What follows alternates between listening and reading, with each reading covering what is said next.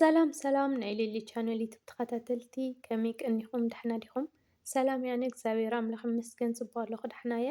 ከምቲ ኣነ ጽቡቕ ዘለኽዎ ንስኹምን በብዘለኹምዎ ጽቡቕ ክትህልዉ ይምነየልኩም። ከመይ ቀኒኹም? እምበርከስ ሎማዓንቲ ሒዘልኩም መፅእ ዘለኹ ውዕለይ እዩ። ቅድሚ ናኡ ምባለይ ግና ንቻነለይ ሓደሽቲ ዝኾንኩም ሳብስክራይብ ነግበርኩም ቤተሰብ ኩኑ። ቤተሰብ ዝኾንኩም ድማ ነዛ ቪድዮ ብላይክ ጀምርዋ እሞ ሃናፅ ርእይቶኹም ከዓ ኣብ ናይ ኮመንት ቦታ ኣሙጥለይ ሽካብ መወዳእታ ግን ምሳይ ጽንሑ። ያው ሎማዓንቲ ከምቲ ትርእይዎ ዘለኹም ብዛዕባ ውዕለና ከምቶም መእተው ዝረእኹምዎ ውዕለና እየ ሒዘልኩም መፅእ ዘለኹ። ሎማዓንቲ ኣብ ብዙሕ ቦታታት ኢና ውዒልና ምስ ብዙሕ ሰብ ከዓ ትረኽቡ ውዒልና ብዛዕባ እንታይ ከመይ ዝብል ከዓነይ ብዛዕባ እቲ ዘይተወድአ ኩናት ዶ ክንብሎ ሕዝስ ብዛዕባ ሊሊን ኣሌክስ ማለት እዩ። ሊሊን ኣሌክስን ከምቲ ኣብ ዝሓለፈ ዝረእኹምዎ ቪድዮ ወይ ድማ ትማሊ ዝሰርሕዎ ቪድዮ ኣብ መንጎ ወይንን ሊሊን ኣሌክስን ሓያል ግጭግጭ ተፈጢሩ ኣሎ። ስለዚ እዞም ምስሕሓባት እዚኦም ናብ ሰላሞም ናብ ስኒት ክንመልሶም ብዙሕ ነገርና ንፅዕር ዘለና ብውሽጢ እና እዚ ነገራት እዚ ግን ምንም ክሕዝሕለልና ኣይከኣልን። እኳ ደኣስ ናብ ቤተሰብ እናኸደ እናተስፋሕፍሐ እዩ ዝኸይድ ዘለና። ሎማዓንቲ ሊልና ወይኒ ሃሊኸና ናየን እኒአዋ። ኣሌክስ ናብ ዝነበሮ ክንምልስ ኣሌክስ ካብ ወይኒ ክንፈሊ እሞ ናብ ሓዳሩ ናብ ናብርኡ ክምለስ እናፃዓርና ናሃለና መሊሰን ሊልና ወይኒ ከዓን ተባኢሰን ሓድሽ ኩናት ወሊዐን እኒአዋ ማለት ኢና። ብጣዕሚ ዝገርመካ ከቢድ ነገር እዩ። እናኸበደ እዩ ዝኸይድ ዘሎ ነገራት እናገፍሑ ይኸዱ ኣለዉ። ካብኣቶም ሓሊፉ ካባና ሓሊፉ ከዓ ናብ ቤተሰብ ተስፋሕፊሑ ቤተሰብ ከዓ ብጣዕሚ ተጨናኒቖም ማለት ኢና። እዚ ሎማዓንቲ ምስ ወይኒ ውዒለ ምስ ወይኒ ውዒልና ወይ ንሊሊ ይቅርታ ሕተት እያ ካብ ሂወቶም ጠቕሊል ክውፅእ ገለ ክብላ እየ ረኺበያ ነይረ። ወይኒ ግን ኣንፃርቲ ዝረኸብክዋ ኮይና እያ ፀኒሓትኒ። ብጣዕሚ እያ ተናዲዳ ዘላ ባይዘወይ ወይኒ በቃ ናንብዐት እያ ዕሊላትንና ሊሊሲ ንኣይ ይቅርታ ክትሓትኒ እኒእዋ። ሊሊ ይቅርታ ተዘይሓቲታትኒ ኣነ ንኣሌክስ ተዘይወኒነዮ ወይ ከዓ ናብ ህልኽ ተዘይእትያትኒ ኣነ ይኮንኩን እያ ትብል ዘላ። እዚ ግን ዝኾነ ርክብ ምስ ኣሌክስ ስለ ዝነበረና ዘይኮንኩ ህልኽ እዩ። ህልኽ ከዓ ሕማቕ እዩ። ኣብ ሂወተይ ዝተሃላለኸኒ ሰብ ኣይፈቱን። ስለዚ ሊሊ ወይ ይቅርታ ትሓትት ወይ ደሞ ኣነ ካብ ኣሌክስ ዝፍለየሉ እምነት የብለይን። ሎማዓንቲ እኳሲ ቤተሰበይ ደው ኢሎም ብጣዕሚ ስለ ዝኮረይለይ እየ ካብ ሂወትኩም ክወፅእ እየ ምሳኻ ዝኾነ ዓይነት ርክብ ኣይደልን ዝብል ቪድዮ ሰሪሐ እምበር ሎማዓንቲ ዝብለኩም ኣለኹ ኣጋጣሚ እቲ ቪድዮ ትማሊ ስለ ዝሰራሕኽዎ እዩ ማለት ኢና። ትማሊ ረኺበያ ስለ ዝነበርኩ እየ ሎማዓንቲ እየ ቮይስ ዝገብሮ ዘለኹ እምበር ትማሊ ኢና ብሓደ ውዒልና። ስለዚ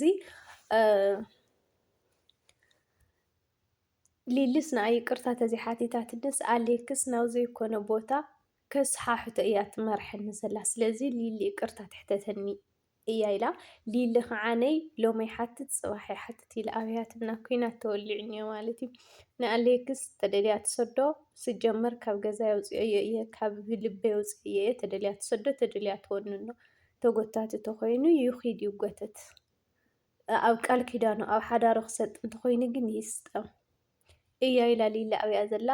ወይኒ ደሞ ሊሊ ይቅርታ ተዘይሓቲታትኒ ናብ ህልኽ ከኣቲ እየ ኣሌክስ ወሲደ ወይ ከም ትብል ክገብራ እየ። እዚ ክብለኩም ከለኹ ግን ቀዳማይ ዝነበረና ርክብ ብዛዕባ ከምኡ ወይ ድማ ብካሊእ ነገር ኣይኮነን። ኦልሬዲ መሓዛይ መሓዝት ኢና ነርና ብካሊእ ነገር ኣይኮነን። ሕዚ ግን ናብ ህልኽ ተእትየኒ ኣላ መን ስለ ዝኾነ እንታይ ስለ ዝገበርክዋ እያ ትፀፍዐኒ።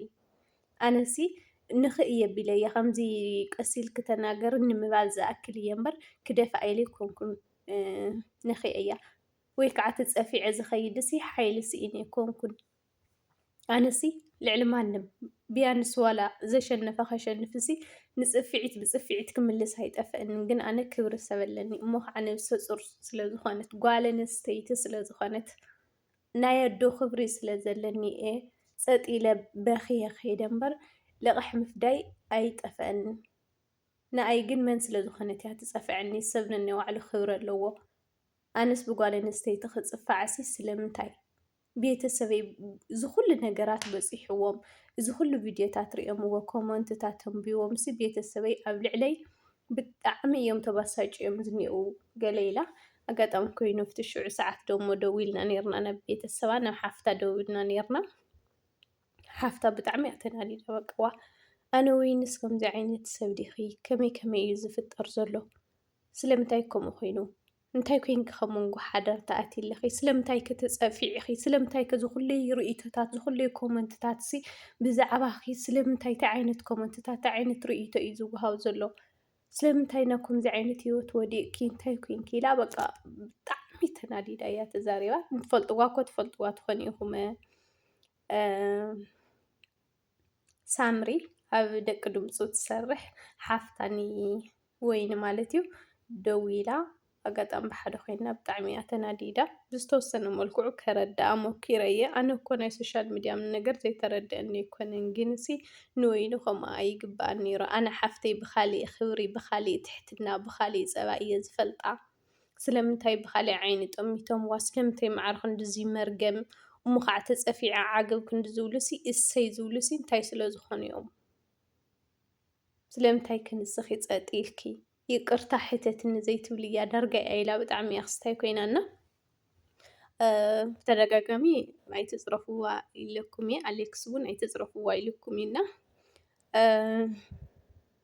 ብጣዕሚ እዮም ቤተሰብ ኮርዮም ዘለዉ ናይ ሊሊ ቤተሰብ ኮርዮም ናይ ኣሌክስ ከምኡ ናይ ወይኒ ከምኡ እና እዙያት ናቶም ርክብ ክንዕቅብ ወይ ድማ ክንእክብ ክንፈትሕ እናተቃለስና ንሃለና በቲ ከዓ ዓበይቲ ቤተሰብ ይኹርዩ ይባሳጨ የለውና ብጣዕሚ እዩ ከቢድ እኒኦ። ስለዚ ንሊሊ ኣብ ኮመንት እናመፃኹም ኣይተራስንዋ። እሰይ ሓቂ ኢኺ ኣሌክስ እዩ ጌገኛ ወይኒ እያ ጌገኛ እናበልኩም ኣይተራስንዋ፣ ነዳዲ ኣይትሃብዋ። ንጌጋ ጌጋ ክትብሉ እኒኦኩም እምበይ ብፀርፊ ዝእረም ነገር ተፃሪፍኩም ከዓ ንወይኒ ኣብ ርእሲ ውቅዒታ ኣብ ርእሲ ፅፊዒታ ናብ ካሊእ ነገር ሕማቅ ነገር ከም ዝምሸሎ ብጣዕሚ ሕማቅ ነገር ዝስማዕ ዘሎ። ካብኡ ሓደ ሓደ ኮመንትታት ከዓኒ ናይ ወይኒ ሳብስክራይብ ነልዕሎ ገለገለ ትብሉ ሰባት ኣለኹም። ነውሪ እዩ። ስለ ሶሻል ሚድያ እንታይ ንስኹም ንሳ ኦልሬዲ ትጌጋ ተፈጢሩ እዩ። ንጌጋ ጌጋ ዳ ክትብለኒ እካ እምበይ ዝሃብካዮ ምጥላም ኣይኮነን ጌጋ። ስለዚ ሰብስክራይብ ኣይተልዕልላ። ብጣዕሚ ከምዚ ናይ ሰብስክራይብ ገለ እኳ ንሳ ምንም ኣይበለት እንተደልዮም ኩሉ እውን ይሰድዎ ችግር የብልን። ኣነ ግን ዘይምጥነኒ ንኣይ ዘይግቡእ ቃላት ንኣይ ዘይምጥኑ ንኣይ ዘይገልፁ ቃላት ገይሮም ይፀርፉን ኣለዉ። ስለምንታይ ኢላ ግን ብጣዕሚ ተናዲዳ በተለይ ቤተሰባ ደው ኢሎም ስለምንታይ ኣብዚ ቦታ እዚ ተረኺብኪ ኢሎም ምስ ኮረ ኢላ ብጣዕሚ ተሰሚዕዋ። ክሽካብ ዩቱብ ክገድፎ እየ ትብል እያ ኮይናና ብጣዕሚ ሽዮም እዩ። ኣይትፅረፍዋ። ንሊሊ ተኽኢልኪ ይቅርታ ናይ ኦድየንስ ተኸተልቲ ብጣዕሚ ናይ ተኸተልታ ድምፂ ብጣዕሚ እያ ትሰምዕ ባይዘወይ ሊልና ይቅርታ በልያ ይቕረ ግበርላ ይቅርታ በልያ። ንሳ ወይኑ እውን ኣነ እውን ነቶም ዝገበርክዎም ጌጋታት ኢለ ዝኣምነሎም ይቕረ ከይብላ እየ፣ ግን መጀመርያ ናይታ ፀፍዐትኒ ይቕረ ትበለኒ እያ ኢላ። ተዘይኮይኑ ናብ ሕማቅ ነገር እዮም ዘምርሑ ዘለዉ። ህልኽ ሕማቅ እዩ። ኣብ ፍቅራዊ ሂወት በተለይ ከዓ ህልኽ ሕማቅ እዩና ወይኒ ናብ ህልኽ ከይኣተወት ከላ ንሊሊ ይቕረ ግበርላ ኢልኩም ኣብቲ ናቶም ኮመንት ፀሓፉላ ኢኹም ቪድዮ ክትለቁ ከለዉ ነዳዲ ኣይትሃብዋ ኣይተራስንዋ። ንሊሊ ብዘራሰምኩምዋ ቅፅሪ ነዳዲ ብዝሃብኩምዋ ቅፅሪ ወይኒ በቲ ከዓ ትነድድ እያ ዘላ ትቃፀል እያ ዘላ ተረዲእኩም። ስለዚ ንሊሊ ይቅርታ ሕተት እያ። ወይኑ እውን ይቕረ ግበርላ ይቅርታ እውን ሕተት ንስኺ ኢልኩም ኮመንት ፀሓፉላ ኢኹም። ነዳዲ ኣይትወስኹ ኣይትፃረፉ። በስመ ኣብ ሓደ ሓደ ዘሎ ፀርፊ ገለ ዓይነት ፀርፊ ኣለኩም እና ማዕርክ ዶ ኣይትፃረፉ? ሰብ ንሰብ ከምዚ ካብ ልሳንካ ክተውፅኦም ኣይኮነንሲ ክተንብቦም ዝፀይፉካ ፀርፍታት ኣለውና ኣይትፃረፉ። ነዳዲ ኣይትሃብዋ። ይቅርታ ግበርላ ይቕረ ሕተት እያ በልዋ። ዝበደለ ጥራሕ ኣይኮነን ይቕረ ዝብል ዝተበደለ እውን ይቕረ ምባል ናይ ልባማት እዩ። ስለዚ ወይኒ ናብ ካሊእ ነገር ከየምርሐት ከላ ከምዚኣ ክትገብሩ ይሕፀነኩም። ቤተሰብ ብጣዕሚ እዮም ክህረዮም ዘለውና ሎማዓንቲ ቦይ ሰኒሑ ንኣይ እውን ከዓ ንኣይ ከዓ ኣይትፅረፉኒ ስነ ስርዓት ግብሩ ኣነ እኳ ድሓን ደይሰምዕን ብዙሕ ግን ኣይትፅረፉኒ ኣይትፅረፉኒ እና ቀፃሊ ቪድዮ ሽካብ ንራኸብ ሰሰናይ ንዓኹም። እዚኣ ዕዮ ገዛ ሂበኩም እኒአኹ በዓልዋ ኢኹም ግበርዋ ኢኹም። ሰብስክራይብ ዘይገበርኩም ሰብስክራይብ ግበሩለይ፣ ላይክ ከዓ ከይትርስዑ።